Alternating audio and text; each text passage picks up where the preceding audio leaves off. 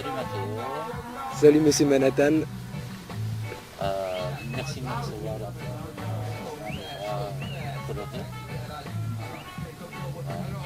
Tu es de quelle origine Matteo? Je suis français, je suis né en France, dans l'Ain. Et ma mère est née en Espagne. Donc je suis franco-espagnol. Et tu es issu de quelle classe sociale? On va dire la classe moyenne française. Ma mère est infirmière, fonctionnaire, et mon père est cadre moyen. Donc j'ai jamais eu à plaindre de rien dans ma vie, quoi. Ça va. Au marché du travail. Ok. Pourquoi le Cambodge? Bah, par hasard, hein, comme tout le monde, en voyageant avec les potes de la fac. On était parti voyager un mois en Thaïlande et au Cambodge. Et j'étais resté qu'une semaine la première fois au Cambodge en fait, en 2005. Et le hasard a fait que des amis à moi étaient à la même période au Cambodge. Eux étaient restés plus longtemps, ils avaient travaillé à Sihanoukville. En France, on s'est recroisés et ils étaient motivés pour venir ouvrir un business au Cambodge. Et c'est ce qu'on a fait fin 2005. Et pourquoi Sihanoukville? Bah pour ces plages, quoi. La qualité de vie qu'on a ici. Et le fric, ça vient de quelle idée? Comment c'est né? Et ben, le Frix, à l'origine, c'était deux amis à moi, Benoît et Yannick. Dédicace. Et ben voilà, c'était les deux amis dont je te parlais, qui avaient travaillé à Sihanoukville 3 mois et qui m'avaient motivé à revenir pour travailler avec eux. À l'époque, le Frix était à Serendipity. On a fait 1 an là-bas, donc on était nous trois, et après on a bougé ici, Sur Otres Beach. sur Otres Beach, la belle plage de Tress.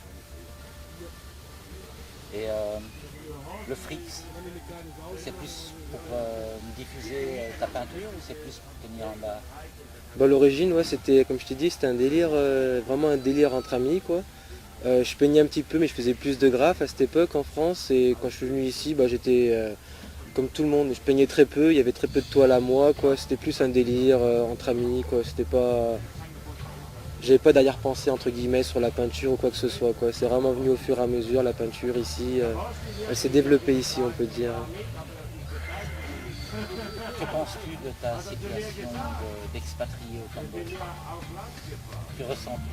Bah, c'est pas évident tous les jours, hein, quand ça fait un peu longtemps qu'on est ici. Ça fait que 5 ans pour moi, bah voilà quoi, on le voit de l'autre côté du miroir. Il y a plus, tout est paradisiaque, nanani, nanana.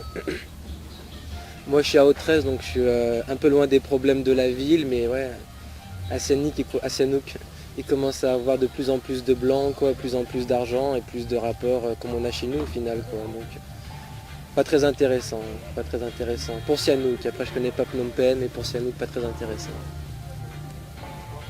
Ça fait combien de temps que tu as commencé à peindre? J'ai appris la peinture entre guillemets par une association en France. J'avais 12 ans. Je l'ai fait de 10 ans à 13 ans en gros. Après j'ai complètement arrêté et de 18 ans à 22 ans j'ai fait un peu de graphe quoi, en France. J'ai fait un peu de graphe quoi. Et j'ai vraiment recommencé à peindre après mon premier voyage ici en fait. Je suis revenu chez moi en France, je me suis racheté des toiles. Et ici bah, y a des gens qui commençaient à me dire ouais c'est pas mal ce que tu fais. Ainsi de suite et après ça s'est fait logiquement mais tranquillement quoi. En fait, tu viens du hip-hop. Ouais, j'ai beaucoup aimé la mouvance hip-hop, hein. Je suis début 80, je suis né début 80, donc milieu 90, c'était ouais, c'est toute la culture hip-hop, quoi. Tout ce qu'il y avait la old school, quoi. Tout ce qu'il y avait dans la culture de la rue en fait.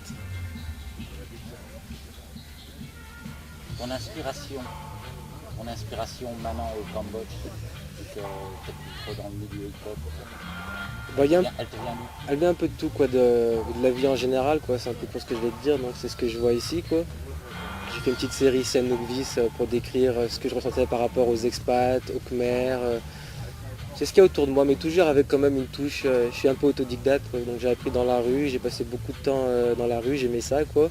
J'aimais tout ce qu'il y avait autour, l'ambiance, l'odeur de pisse, l'odeur de bombe, tout ça quoi. Et ça fait 5 ans que je vis sur une plage, donc forcément il y a tout ce qui va avec quoi.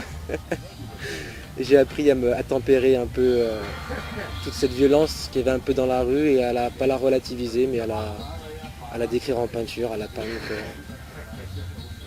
Si tu vois ce que je veux dire. J'ai l'impression que tu as une grosse inspiration africaine. Ouais, tu m'as dit ça tout à l'heure, ouais, bah peut-être, ouais, bah comme tu sais, hein, j'ai le lion de Juda plaqué dans le dos, quoi. J'ai passé beaucoup de temps à triper sur le reggae, le mouvement Rastafaris, tout ça, quoi. Je suis jamais allé en Afrique. L'Afrique, c'est le continent mer, c'est le continent le plus pauvre, c'est le continent noir, quoi. C'est le continent des colonies, c'est l'Afrique, quoi. Après, inspiré peut-être, quoi, mais je suis jamais allé en Afrique, quoi. Donc je peux pas dire que j'ai vu le continent africain. Rastafarisme, Rastafaris. Il y a eu un gros moment Rastafarisme. Déjà. Tu serais tenté par avoir une autre activité plastique, on dirait, genre écrire un bouquin Écrire un bouquin, j'en serais complètement incapable, mais sculpter, ouais, j'ai commencé à faire 2-3 masques sur bois, mais c'est pas vraiment mon délire. J'aime beaucoup la musique, donc je mixe un peu de musique et ouais, c'est peinture et musique, quoi. J'adore la musique, je passe beaucoup de temps sur la musique et quand je fais pas ça, je peins, quoi, en gros. L'avenir pour toi, c'est quoi? L'avenir, pour moi, je sais pas trop. On est sur 13 Beach, bah, quoi. C'est une exposition à Phnom Penh. Il y a une exposition voilà. Il y a une exposition à Phnom Penh à l'équinoxe, c'est le vernissage doit être le 12 ou le 13 mars. Et voilà, donc c'est 2 mois à l'équinoxe. Voilà, le 12 et le 13 mars à l'équinoxe à Phnom Penh. Ouais. Voilà. Ouais, c'est cool, c'est le propriétaire qui est venu chez moi par hasard, c'est un ami d'un ami et il a kiffé ce que je faisais, quoi, sans prétention, mais il m'a dit que ça serait intéressant pour moi justement. Il n'a rien eu de trucs comme ça pour l'instant, il a beaucoup de photos, beaucoup de Bouddha, beaucoup d'Angkor Wat et ça l'intéressait. Donc ça va être cool.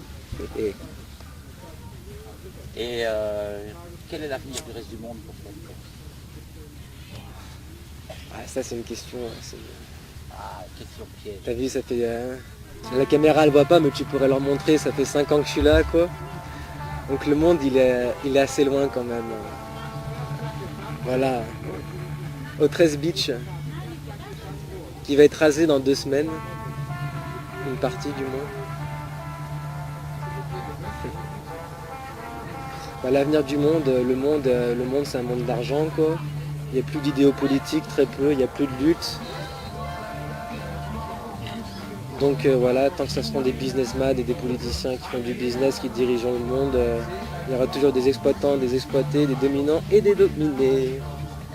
C'est comme ça. Et maintenant, disons, voilà, tu vas voir un mage, il te donne un pouvoir pour changer quelque chose sur la planète, ça serait quoi? Je pense que j'enlèverais l'argent. Ce serait compliqué, quoi, tu vois, mais ouais, tu me poses une question un peu à la con, quoi, mais plus d'argent, quoi. D'autres moyens d'échange, de relations, quoi, avec les gens. Il y a eu beaucoup de troc avant, je sais pas.